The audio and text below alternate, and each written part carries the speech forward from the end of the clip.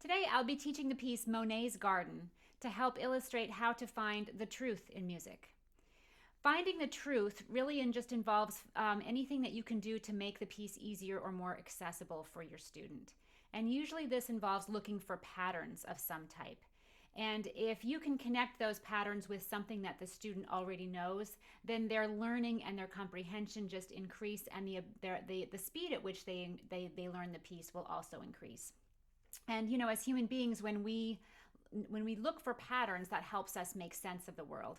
And when we can make sense of the world, then we feel more in control and we feel empowered. And that is exactly how I want my students to feel after I've shown them how to play a piece and taught it. I want them to be able to feel like they can go and practice it on their own and know what they're doing, basically. So the piece I'm teaching, like I said, is from this book. It's called Monet's Garden. This is a book called Side by Side, and these are elementary duets written by Amy Glennon and Ted Cooper. I've taught these pieces for years. I've known both of these composers for years. They are wonderful teachers and pianists and human beings. And all of the pieces in this book feature a teacher part and then a student part. So today I'll just be showcasing the student part. This book was written to coincide with the Music Tree series by Francis Clark and Louise Goss. So both of these are the second book in the series. There are three other side-by-side books as well. But I've chosen this piece because I really appreciate the pedagogy behind the teaching and the way that it coordinates with what students are learning in the Music Tree Method book. And I also have found over the years that it's a great piece for both children and for adults. It has a mature sound. It uses the pedal, and the student just holds the pedal the whole time, so it's not syncopated pedal where you're lifting to coordinate with the harmony or things like that. So it's pretty easy to add, and it just changes the sound a lot. Here's the sound without the pedal, and here it is with the pedal.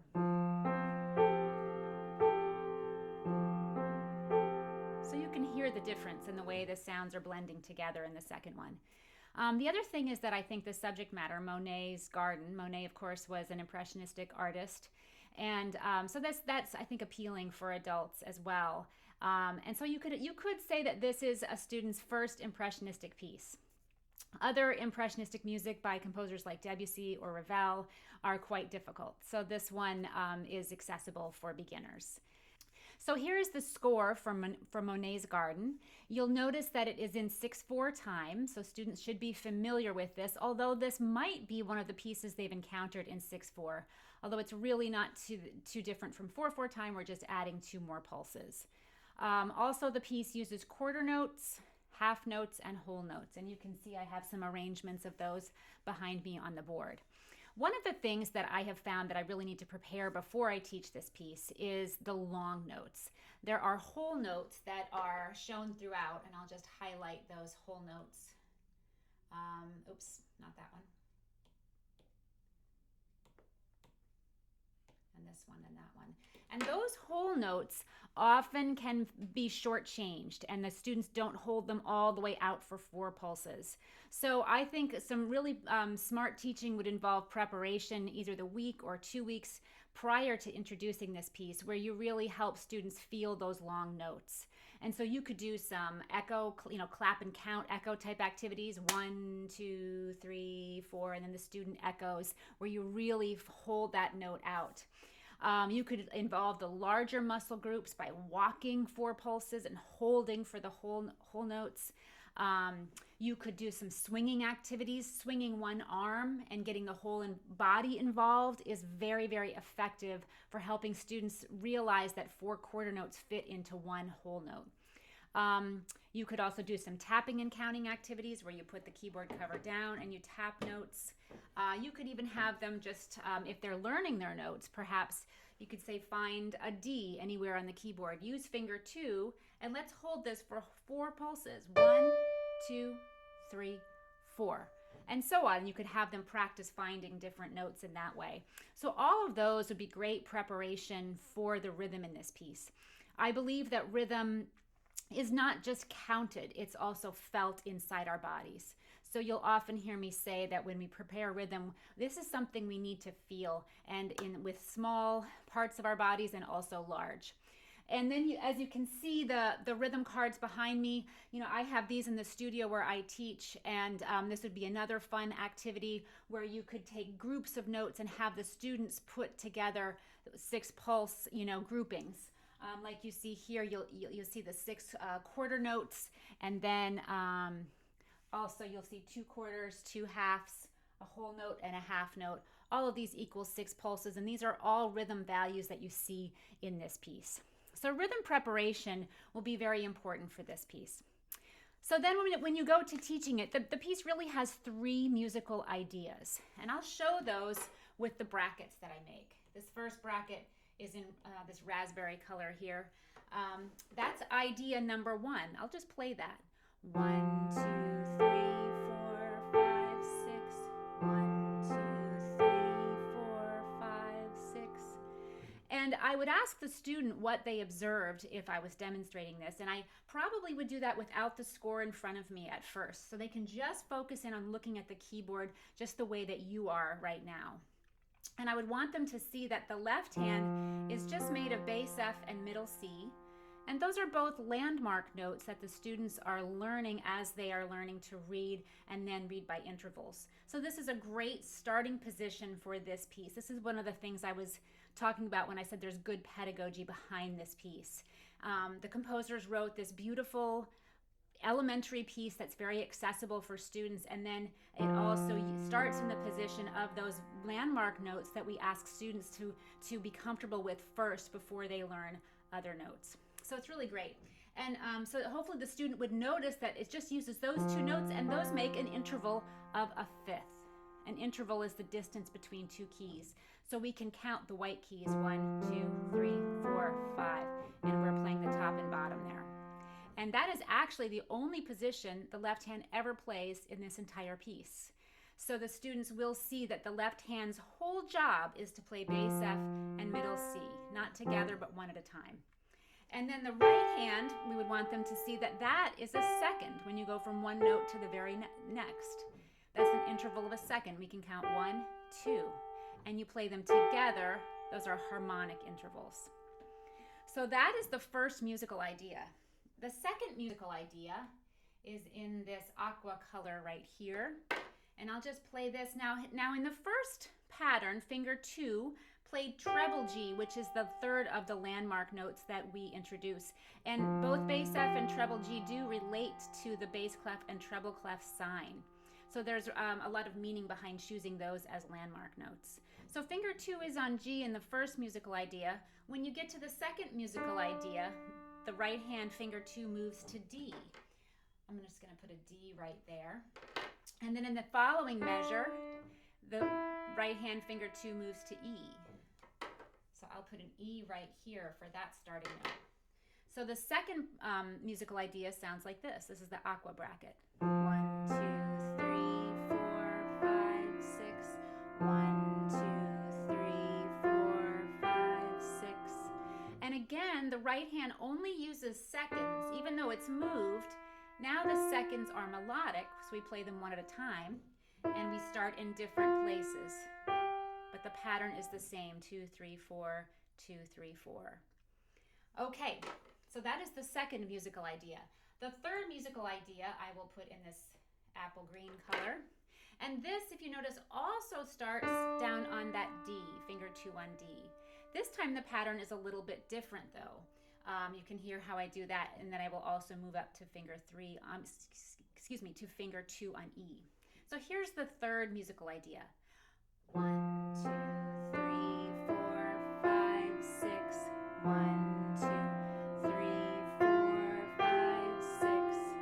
So you could probably see the difference. Instead of stopping on finger 4 like I did in the second idea, I play 2, 3, 4, 3.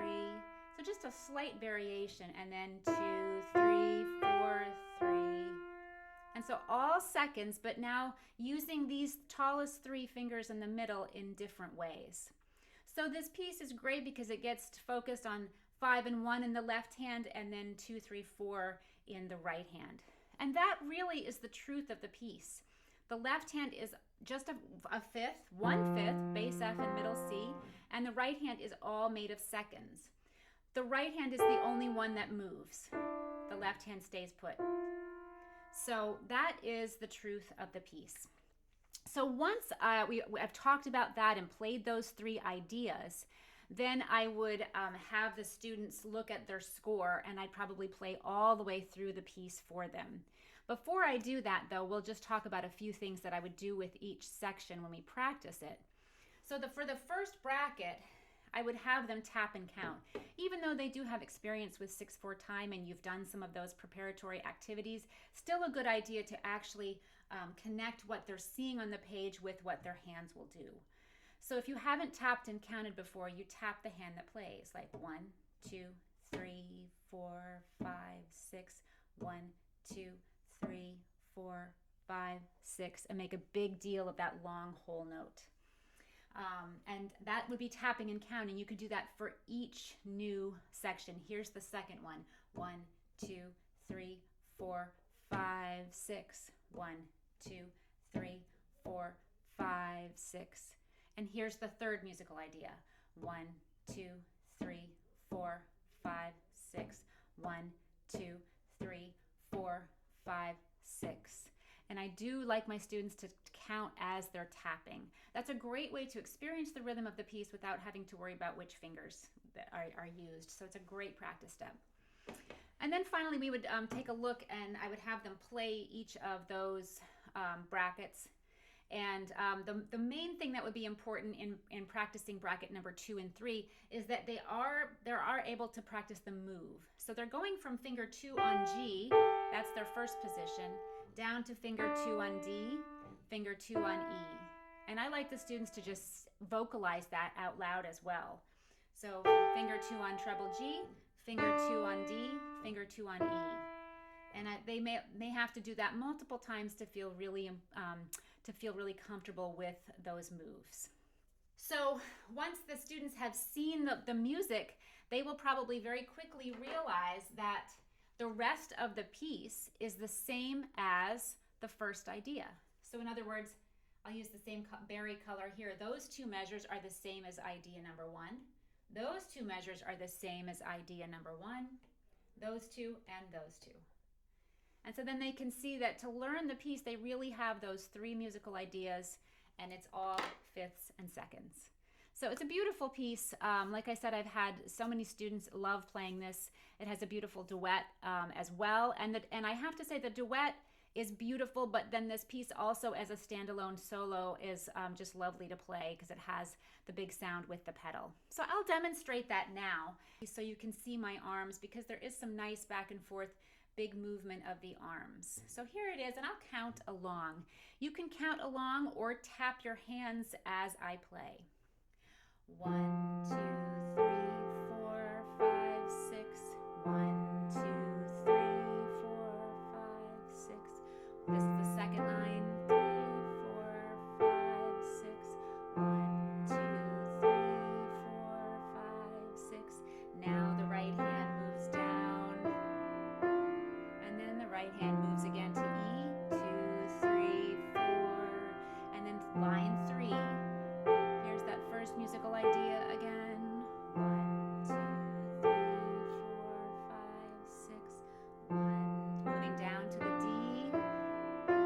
The pattern's a little different.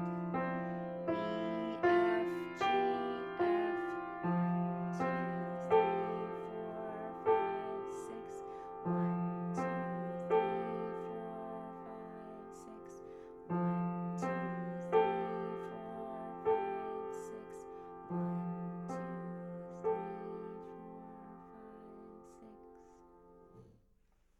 And I do think that students deserve to hear these beginning pieces played artistically and musically and beautifully. That gives them an oral model of what the piece will sound like. So it's really important that you do demonstrate pieces for them, even if they are easy to you and much easier than what you can play. Because I really do believe we have to appreciate music at every level of study. So I hope you've enjoyed learning about the truth of the piece Monet's Garden.